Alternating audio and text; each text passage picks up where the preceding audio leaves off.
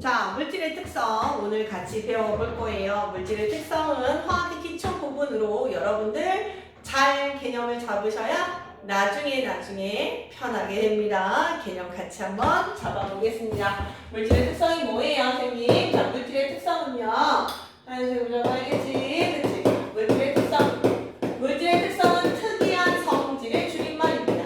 특이한 성질이라고 외우세요. 자, 물질은 고유한 특징을 가져요. 근데 그 고유한 특징을 이번 파트에서 배우는 겁니다. 그러면 먼저 뭘 알아야 돼? 물질에 대해서 어떻게 이루어져 있는지 그 구성분을 한번 살펴보겠습니다. 물질의 구성을 설명을 드리려면 제일 좋은 건 소금물을 가지고 비유해 드리면 이해하시기 편하실 거예요. 소금물은 두 개로 나눕니다. 어떻게 나누냐면 소금하고 물이라는 성분으로 나눌 거예요. 그럼 소금하고 물이라는 성분은 어떻게 또 나눠집니까? 나눠지는 거 몰랐다면 안 돼요. 소금은 나눠져요. 무엇으로 나누어지냐면 나트륨하고요, 염소라는 친구로 나누어지고요. 물은요, 수소하고 산소로 나누어집니다. 수소하고 산소로 이렇게 나누어집니다. 그럼 나트륨은 또 나누어지나요? 아니죠, 그쵸? 그래요. 자, 마지막 이 하단에 있는 친구들이요. 이 친구들은 더 이상 나누어집니까? 안 나누어지지요, 그치요? 이렇게 더 이상 나누어집니다. 자, 물이 수소로 산소로 나누어지는 걸 분해라고 불러요. 마찬가지로 소금이 나트륨과 염소로 나누어지는 걸 분해라고 부르는데 마지막인 친구들은 더 이상 분해가 됩니까? 안 되죠. 더 이상 분해가 되지 않는 가장 기본적인 성분을 우리는 뭐라고 부르죠? 알죠? 1단원에서 배웠죠? 뭐라고 불러요? 그렇죠. 원소라고 불러요. 원소. 요 하단이 원소예요. 그러면 요 위에를 한번 볼게요. 보기 전에 원소 기호를 한번 써볼까 그럼? 나트륨은 Na, 염소, Cl, 수소, H, 산소, O, 그쵸? 그럼 요 위에 상단에 있는 친구들은 소금, 물, 알고 보니 얘는 염화 나트륨이구나. 물은 그래, H2O구나. 그래요. 이 두 물질은 뭐라고 부르냐면 원소가 두 종류로 결합되어 있습니다. 라고 해서 요 두 종류를 뭐라고 부를까? 그렇지. 두 가지의 원소가 결합되어 있는 것. 두 가지 이상의 원소가 결합이 되어 있네요. 결합이 되어 있는 이 물질을 우리는 뭐라고 부르냐면 화합물이라고 불러요. 화합물. 괜찮죠? 그럼 선생님, 그럼 제 우두머리 소금물은 뭐예요? 소금이라는 물질과 물이라는 물질이 이렇게 섞여 있지요. 그래요. 요 녀석은 우리는 뭐라고 부르냐면 그래요. 두 가지의 물질이 섞여 있다라고 해서 두 가지의 원소가 아니야. 두 가지의 물질이 섞여 있다라고 해서 얘를 뭐라고 불러요?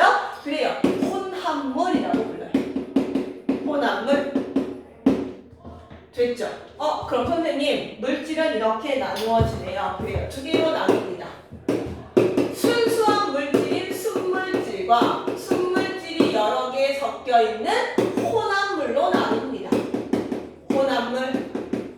혼합물로 나눕니다. 그러면 혼합물은 두 개로 또 나누어집니다. 어떻게? 균일하게 섞여 있는 균일혼합물. 균일하게 섞였으니까 따라서 가라앉는 물질이 있을까요? 없을까요? 그래요. 소금물과 같이 가라앉는 물질이 없으면 균일혼합물. 아닙니다, 선생님. 흙탕물을 보니까요. 가라앉는 물질이 있어요. 그 친구를 우리는 불균일 혼합물이라 불러요. 그럼 수물질은요, 요거 하나예요? 아니요. 수물질은요, 한 종류의 원소로 되어 있는 아까 얘기했던 나트륨, 염소, 수소, 산소 이런 물질들이 있고요. 그리고 두 종류의 원소가 결합되어 있는 두 가지 이상의 원소로 결합되어 있는 이 친구를 뭐라고 불러요? 그래요. 화합물이라고 부르죠. 한 종류의 원소로 이루어져 있거나 두 종류의 원소로 이루어져 있으면 순물질.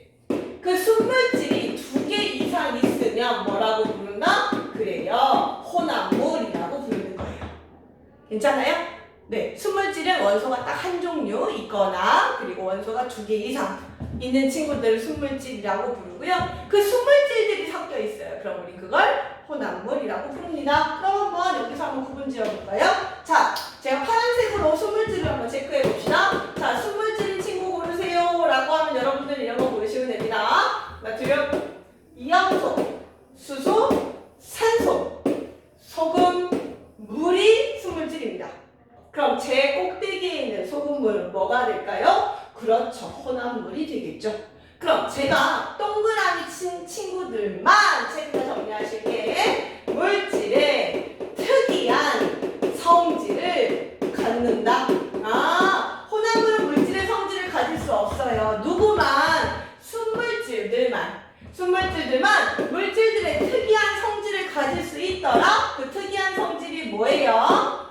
녹는 점이요. 과학에서 점으로 끝나면 뭐뭐하기 시작하는 온도, 녹기 시작하는 온도, 끓기 시작하는 온도, 끓는 점, 얼기 시작하는 온도, 어는 점, 밀도라고 해서요. 질량을 부피로 나눌까? 그리고 용매의 용질이 녹아 들어가는 용해도 이 5가지와 겉보기 성질이요.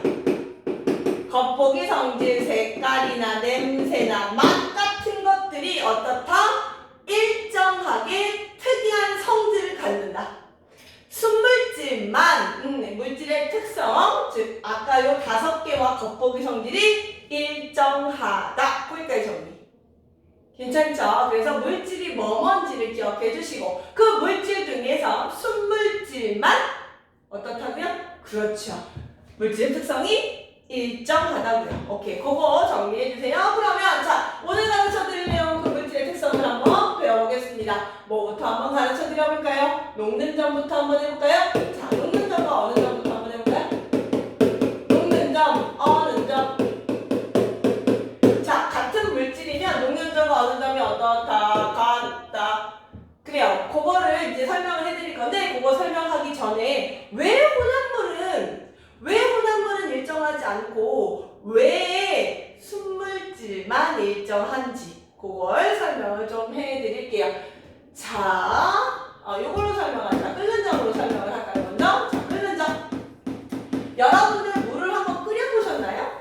네, 물을 한번 끓여보셨으면 느낌 오실 거예요. 자, 물은요, 제가요, 시간을 주고 계속 온도를 측정하면 물이 점점 온도가 올라갑니다. 그런데 더 이상 올라가지 않고 일정해집니다. 그때 온도가 몇 도인지를 딱 보니까요, 몇 도예요? 그렇죠, 100도씨지요. 그래요. 왜 이렇게 일정하냐면 물은 100도씨가 무슨 점이에요? 끓기 시작하는 온도, 무슨 점? 끓는 점. 그렇죠. 아, 끓는 점이 100도씨여서 이렇게 일정하구나. 그거를 정리를 하는데, 그럼 선생님, 여기가 끓는 점이에요? 그런데요, 소금물을 끓이면 어떻게 돼요? 소금물을 끓이면 희한한 일이 일어나요. 갑자기 이 정도에서 멈추는데요, 일정하지 않고 계속 끓여요. 왜요? 시험에 나와요. 왜요? 소금물은요, 자 보세요. 제가 온도를 계속 올려주면 물이 자꾸 뭐 할까요? 물의 기화되는 속도가 빨라지겠죠. 그렇죠? 물이 자꾸 기화될 거예요. 그렇죠? 소금물에도 물이 있으니까요. 그러면 물이 기화되면 소금이 남을 거죠. 그렇죠? 그래요. 그러면 소금물의 농도가 점점 어떻게 될까? 물이 다 날아가니까 농도가 진해집니다. 그러면 소금이 본색을 드러냅니다. 어떤 본색? 소금이 이제부터 내가 물의 기화를 막을 거야. 물이 없어지는 순간 내가 노출되잖아. 그럴 수는 없어. 물의 기화를 이제부터 방해해야지 라고 해서 소금이 물의 기화를 방해합니다. 그러면 물의 기화가 제대로 잘 일어나지 않으니까 상태 변화가 일어날 수 없지요. 그치요? 즉 온도가 이렇게 일정한 요 구간은요, 액체가 모두 다 기체로 변하는 상태가 변하는 구간이거든요. 상태가 변화시키는 구간인데 물의 기화를 방해하니까 상태 변화가 일어날 수 없어요. 그러니 온도가 계속 뭐 할 수밖에 없어요? 증가할 수밖에 없어요. 결론? 물은 순수하다. 일정하다며. 그래, 순물질이야. 물은 순물질이라 끓는 점이 일정해. 하지만 소금이 물의 기화를 방해하여 물의 온도가 일정하지 못하고, 소금물의 온도가 일정하지 못하고 상태 변화가 일어날 필요가 없으니 계속 증가합니다. 결론, 순물질은 물질의 특성이 일정하고 혼합물은 물질의 특성이 일정하지 않다. 결론은 순물질의 끓는 점은 일정하다. 그런데 혼합물은 끓는 점이 일정하지 않다. 그거를 정리할 수 있습니다. 그럼 선생님, 끓는 점은 이런데요. 녹는 점, 어느 점은 어떻게 됩니까? 마찬가지예요. 어느 점을 먼저 설명을 해드려 볼까요? 자, 봅시다. 어느 점도요. 자, 물을 한번 올려볼게요. 그럼 당연히 몇 도에서 딱 하고 일정해지냐면 띠띠띠띠띠 보면 이게 0도예요. 0도일 때 일정해집니다. 즉 0도일 때 물이 자꾸 뭐로 변하려고 해요? 얼음으로 변하려고 해요. 상태 변화 일어나려고 하니까 온도가 어때요? 일정해집니다. 그래요. 순물질은 이렇게 물이 얼음으로 변하는 그 온도를 얼기 시작하는 온도라고 해서 어느 점이라고 불러요. 어느 점이에요. 그래, 어느 점이 일정해요. 그런데 소금물 같은 경우는요, 급격하게 떨어지다가 온도가 계속 내려갑니다. 왜냐고요? 혼합물이기 때문에 그래요. 물질의 특성이 일정하지 않거든요. 똑같아요. 물이 계속 응고하겠죠. 물의 응고가 시작됩니다. 당연히 그렇다면 소금물의 농도가 그렇죠. 진해지겠죠. 물이 자꾸 어니까요. 짜질 거예요. 그렇죠? 그럼 당연히 소금이 본색을 드러냅니다. 그 본색은 이렇습니다. 물에 무엇을 막자? 그래, 응고를 막자. 응고를 방해하자. 그럼 상태 변화 일어날 필요가 없네. 그러니 당연히 온도를 일정하게 유지할 필요 없고 온도는 계속 내려갈 수 있어요. 그거 기억해 주시고, 그럼 결론, 마찬가지로 순물질만 녹는 점이 일정. 그런데 모든 물질은 녹는 점은 어느 점이 어때요? 같아요. 그렇구나. 그럼 결론, 순물질은 녹는 점, 어는 점, 끓는 점 일정. 하지만 혼합물은 일정하지 않다. 거기까지 정리해 주시면 되고요. 자, 끓는 점은 하나 실험만 조금 더 정리하고 마무리 지을게요. 자, 끓는 점 실험은 뭐냐면요. 자, 끓는 점은요, 영향을 받아요. 무엇에 영향을 많이 받냐면 압력의 영향을 되게 많이 받아요. 압력이 높으면 끓는 점도 어떠냐면 높아요. 그래서 엄마가 유일하게 밥을 지을 때 전기밥솥이든 압력밥솥에 하는 거예요. 일반 냄비에 하지 않아요. 그죠? 엄마가 요리할 때. 왜요? 일반 냄비는 압력이 강하지 않거든요. 그러면 100도씨에서 끓어요. 그럼 100도씨에서 끓면 밥이 덜 맛있어요. 하지만 압력을 강하게 줘서 끓는 점을 높여버리면 높은 온도에서 밥을 지으니까 밥이 상당히 맛있어요. 그래서 정리하실 게 압력이 크면 끓는 점이 높습니다. 그거에 대한 대표적인 예, 압력밥솥까지 기억해 주셔서 본인 걸로 만들어 주세요. 오늘 영상도 시청해 주셔서 감사합니다. 사랑합니다. 축복합니다. 고맙습니다.